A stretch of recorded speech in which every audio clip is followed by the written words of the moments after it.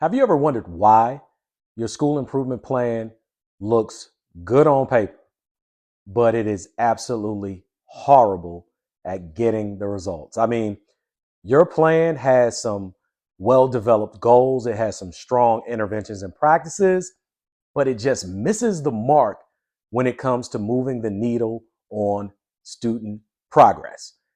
Well, in this video, I'm going to be sharing with you how school culture and some of its associated beliefs and behaviors can quietly undermine and sabotage school success.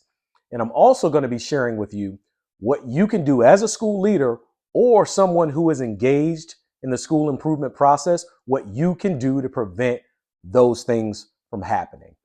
Now, this dilemma that I just described points to a quote that is widely known and widely accepted in our field. And that quote says that culture eats strategy for breakfast. And also, as well-known education reformer Philip Schlechte once said, structural change not supported by cultural change will eventually become overwhelmed by the culture. And both of these quotes allude to the fact that while structure or structural change and some of the strategies as part of your school improvement efforts, while those things may set the tone and direction for school improvement, it is indeed school culture that determines success. So, with that being said, what do I mean by school culture?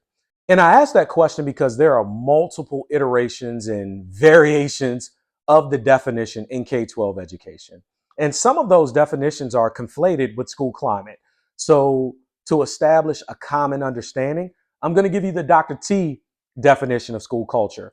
It's not Webster's, like I said, but it's pretty darn close. And I describe school culture as a system of shared beliefs, behaviors, attitudes, and norms that govern how a school operates. And you can think of this much like a computer operating system. Just like a computer operating system controls how a computer functions, school culture is the software that controls how a school operates and how it functions. So ultimately, it determines what gets done with fidelity and what doesn't get done with fidelity. And also, it ultimately drives school improvement success, or it can derail school improvement success.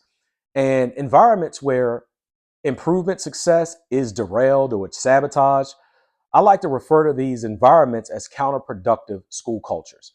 And the beliefs and behaviors associated with these environments are rooted in fixed mindsets or limiting beliefs about student potential. There's also an inclination for staff to close themselves off from feedback and collaboration. And also, there's diminished accountability for the results. There's diminished accountability for student outcomes, which means that blame shifting replaces ownership. And counterproductive beliefs and behaviors are not always loud and in your face. Sometimes they're quite subtle.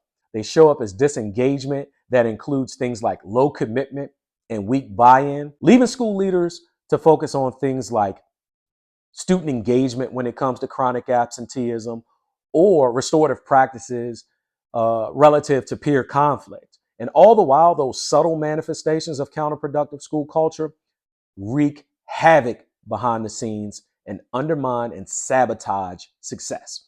And there are some indicators associated with those subtle forms of counterproductive beliefs and behaviors. They manifest as staff delaying in committing to or implementing some of the instructional practices tied to improvement and defend their existing practices in the fact that this is the way that they have always done things. Or you may have staff involved, but they're not invested. And what that means is that day-to-day staff are just going through the motions and they're not having any real impact.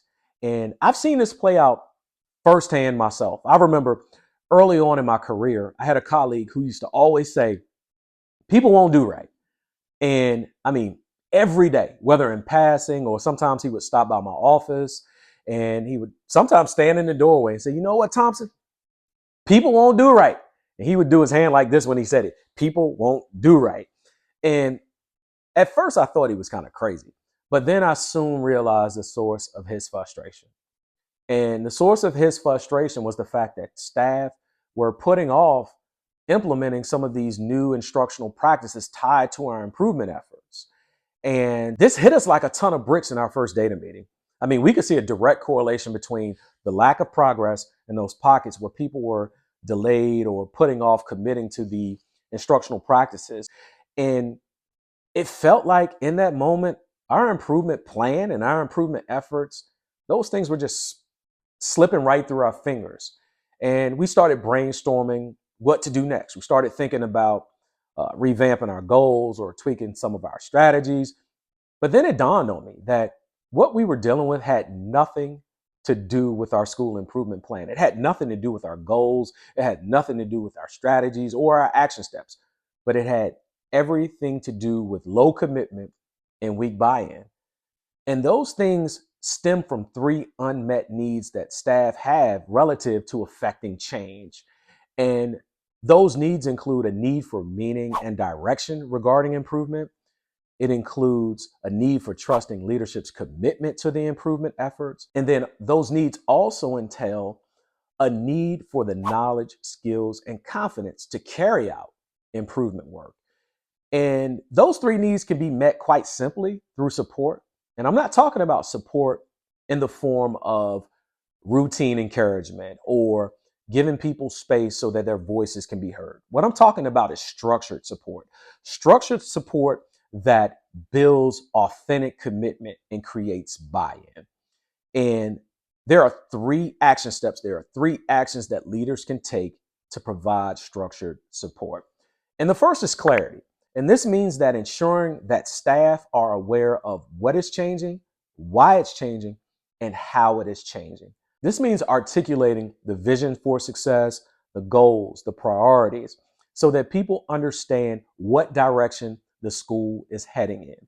It also entails sharing student outcome data so that staff understand why change is so necessary.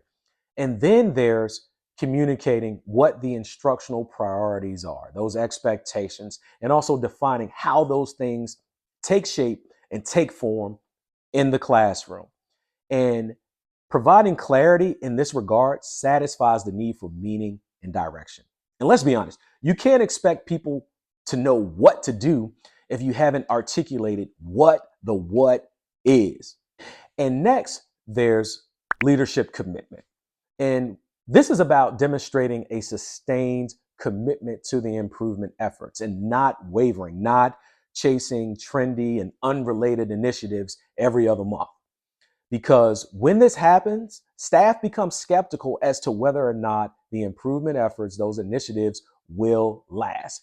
And in turn, that skepticism erodes trust. So demonstrating a sustained commitment to the improvement efforts allows you to build credibility as your influence. That right there is proof that the improvement efforts will last and that they matter. And when you provide or demonstrate leadership commitment in this regard, it satisfies the need for trusting leadership's commitment to the improvement efforts. Because honestly, you can't expect people to commit to something that you haven't committed to yourself. And then there's capacity building. And with capacity building, the focus here is on providing staff with the necessary professional development, personalized coaching, and any other resource that would ensure their success. Because if staff don't feel prepared to do what's being asked of them, they will become reluctant, they will hesitate, they will become frustrated. And all of these things can be expected. It is natural for people to resist when they aren't prepared to do what's being asked of them. So, in turn, building capacity allows you to satisfy the need for the knowledge, skills, and confidence that staff need to execute on the work that's being asked of them. So, in turn, providing clarity, demonstrating leadership commitment, and building staff capacity allows you to address and meet the three needs that staff have affecting change. And it also allows you to address low commitment and weak buy-in before those things silently sabotage your improvement plan and your improvement efforts. If anything resonated with you, make sure you like, you share, and you subscribe. And also click the bell notification so you don't miss out on any future videos or content. And until next time, take care.